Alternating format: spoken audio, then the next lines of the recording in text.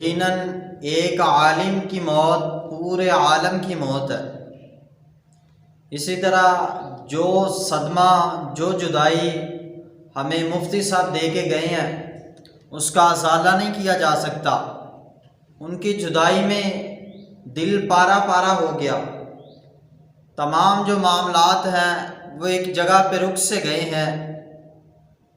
ہر کوئی ان کی شہادت کی وجہ سے، ان کی جدائی کی وجہ سے پریشان ہے، مشکلات کے اندر مبتلا ہے، اپنے آپ کو اسی مشکل میں رکھا ہوا ہے کہ کاش ان کی جگہ پہ میں ہوتا۔